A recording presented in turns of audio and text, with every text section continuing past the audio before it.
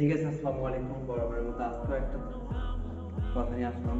আজকে আমার জীবনে ঘটে যাওয়া একটা ঘটনা নিয়ে আসলাম আপনার মাঝে। তো মানুষের প্রতি এতটা দীর্ঘ বিশ্বাস রাখা ঠিক না কখনো। যদিও মানুষের জন্য সৃষ্টিকৃত সব মানুষ আপনার মূল্যায়ন করতে পারবে না এবং আপনার যে সম্মানটুকু রক্ষা করতে পারবে না। আমি মনে করি প্রত্যেক জনেরই একটা লাইফস্টাইল অন্যরকম হতে পারে, হতে পারে।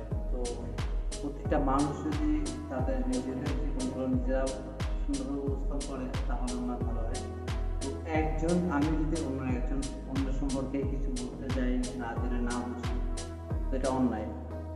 যেমন আমরা সোশ্যাল মিডিয়াতে এখন দেখি রিপন নিয়ে ইসলামের যে কন্টেন্টগুলো তৈরি হচ্ছে, বড় করে ভিডিও, তো ওনার ভিডিওগুলো আশা করি আপনাদের কাছে বিনোদনমূলক হবে। আমি বিনোদন ভাবেই নেই। তো একটা সোশ্যাল মিডিয়ার যখন সাংবাদিক যখন তাদের গ্রামে যায়, যাওয়ার পরে তার মার কাছ থেকে, তার বাবার কাছ থেকে একটা এটা শুনে, তো সেখানে তার মা বলে যে তার হচ্ছে সন্তান নাকি তাকে খাবার দেয় না, ভরণ পোষণ দেয় না বা খোঁজ খবর রাখে না। তো এই তথ্যগুলো কখন আপনারা বিশ্বাস করবেন? সোশ্যাল মিডিয়া বলতে হচ্ছে কারো জীবনের সত্যতা কখনো বলে উঠতে চায় না। একে চেষ্টা যতটুকু পারে মানুষ চেষ্টা করে যে তার ব্যক্তিগত জীবনকে লুকিয়ে তার একটা যে বিরাট বহুল জীবন, এগুলোকে সোশ্যাল মিডিয়া উপস্থাপন করার চেষ্টা করে। একটা মানুষ যদি মনে করে হচ্ছে, ধরেন সে চুরি করে রাত করে, কিন্তু সে কিন্তু প্রকাশ্যে চুরি করে না বা সোশ্যাল মিডিয়ায় প্রকাশ করে না দেশের চোর বা চুরি করতে আসছে বা সে চুরি করে জীবিকা নির্বাহ করে। তো আমি মনে করি Ripon video the best video. রিপনের কাছ থেকে আমরা বেশ কিছু কন্টেন্ট শিখতে পারি, যেমন হচ্ছে তাদের যে আঞ্চলিক যে কথাবার্তা বা যে কাজের ধরন, সে হয়তো অনেকটা পরিশ্রম করে আজকে এই পথে চলে আসে। তো আমরা হুট করে তাকে নিয়ে এত সমালোচনা শুরু করেছি, তো আমাদের সমালোচনা করাটা উচিত না। তো ব্যক্তিগতভাবে আমি মনে করি যে একটা মানুষের, সে যদি চায় সে তার মতো করে বাঁচে। প্রতিটা মানুষের একটা অধিকার আছে বাঁচার, যে যার মতো সে তার মতো করে বাঁচবে। সে সোশ্যাল মিডিয়া একজন সেলিব্রেট পারসন, তো আমরা তাকে নিয়ে কেন সমালোচনা করতে হবে?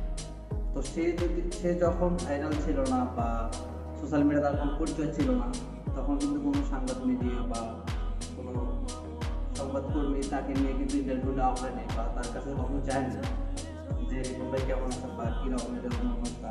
তো আজকে সে সোশ্যাল মিডিয়া একটা জায়গা করে নিতে পেরেছে, তারপরে আজকে তাকে নিয়ে এত তুমুল আলোচনা সমালোচনা শুরু হচ্ছে। তাই আমি মনে করি এটা ঠিক না।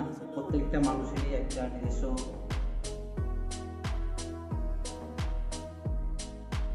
অধিকার আছে। তো প্রত্যেকটা মানুষ চায় তাদের নিজেদের জীবনকে নিজেরা সুন্দরভাবে বাঁচানোর জন্য, নিজেরা সুন্দরভাবে গঠন করে নেওয়ার জন্য।